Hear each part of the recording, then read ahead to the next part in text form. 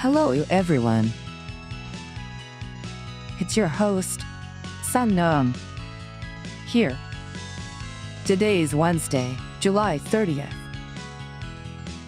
Well, we're already at the end of July. Time totally flies, doesn't it? Today, I'm going to introduce a super interesting, trending article from the archive that's all about protecting our future high-tech factories. It sounds a bit complicated, but I'll break it down for you. Okay, let's get to it. The title is Testbed and Software Architecture for Enhancing Security in Industrial Private 5G Networks. And the curl is sos://slacksid.org/abbest/24/7.20,000. 873 of them? Well, that's a mouthful. Right? It's always so long. So what is this paper even about? Let's dive in. You know how everyone's talking about Industry 4.0. And like smart factories where robots and machines do all the work automatically? It's super cool, like something out of a sci-fi movie. To make all that work, these factories need super fast, super reliable communication. And that's where FAIR comes in, not just any 5G, but private 5G networks, which are like a special, exclusive Wi-Fi network for a whole factory. Here's the scary part. When everything is connected, also creates a huge opportunity for neighbor attacks. Imagine if a hacker got into a car factory's network and made the robots go haywire. That could be incredibly dangerous and cause a lot of damage. The problem is, the usual security stuff, like firewalls, isn't really enough to stop these new, super sophisticated threats. Plus, it's really hard for researchers to develop new security tools because we don't have enough real data from these special industrial thread networks to practice on. So, that's the big problem this paper is trying to solve. These amazing researchers proposed a new system to build and test better security for these private 5G networks. What they built is something called a testbed. You can think of it like a mini safe, practice version of a real smart factory. It's like a playground for bare sticky experts. What's really awesome is that they used a real private 5G network, not just a computer simulation. This means the data they collect is super realistic. Their system has 3 main parts. First, there's the 5G network environment. This part is like a model of an automated warehouse, with industrial computers and a system that lets machines talk to each other. They even built an attack cell, which is a tool to launch fake controlled bedrock attacks, so they can see what happens. Second is the Intrusion Detection System, or IDs. This is the security guard of the network.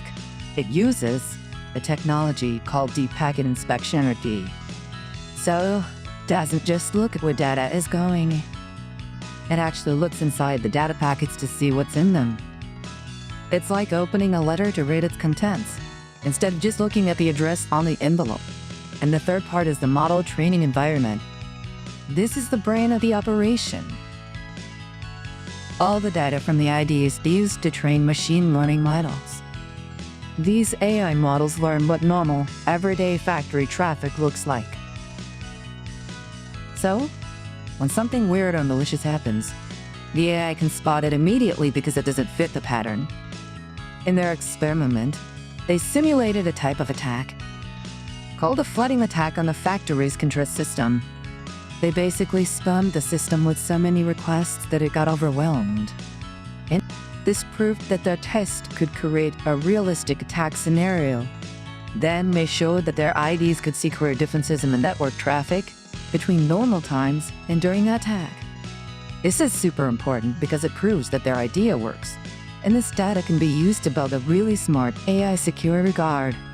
So you might be thinking, but what does it have to do with me? Well, the technology in this paper is super important for our daily lives too. For example, think about smart hospitals. Modern hospitals use tens from patient heart monitors to surgical robots. They could use the private 5G network to make sure everything works perfectly. This kind of security would protect them from hackers, which could literally save lives. Or think about smart cities. things like our traffic light systems, the power grid, and public transportation all rely on connected networks. This kind of advanced security is essential to prevent a hacker from causing an ID-wide blackout or massive traffic jam.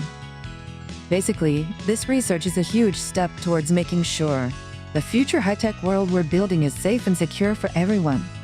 How does this compare to other tech? Well, traditional firewalls are like a security guard at the front gate who only checks IDs. They're useful, but they can't catch someone who has a fake ID. Or an insider who plans to cause trouble. The system in this paper, with deep packet inspection and machine learning, who can understand every conversation and spot someone acting suspiciously just from their behavior. It's way more advanced. Also, a lot of other research uses computer simulations. That's like learning to be a firefighter by playing a video game. This paper uses a real fag network, which is like training in a real, but controlled fire. It's so much more effective and realistic. Speaking of security, this is a great chance to talk about cryptography. Cryptography is basically the art of writing and solving secret codes, and it's the foundation of all digital security, which keeps us safe online. Let me give you a few examples. First, there's secure communications, which you probably use every single day. You know, when you go to your online banking website or shop on Amazon, and you see that little padlock icon in your browser, that's a technology called SolrTols at work. It creates an encrypted, secret tunnel between your computer and the website. So even if a hacker intercepts your data, it just looks like random nonsense to them. This keeps your passwords and credit card numbers safe. Second, we have data encryption. This is about protecting files that are just sitting on your phone or computer. Think of it like having a diary with a lock on it. Even if someone steals your diary or your laptop, they can't read what's inside without the key, your password. This is what technologies like FileVault on Mac or BitLake on Windows do. It detects your personal files. A third example is digital signatures.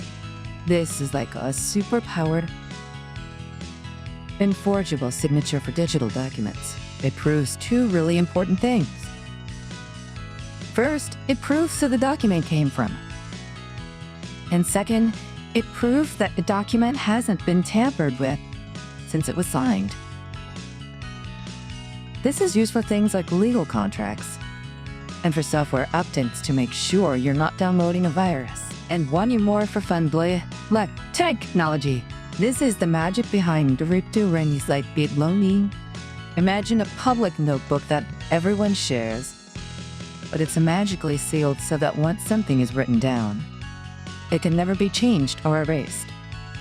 Every transaction is a block that's cryptographed, linked to the one before it, forming a chain.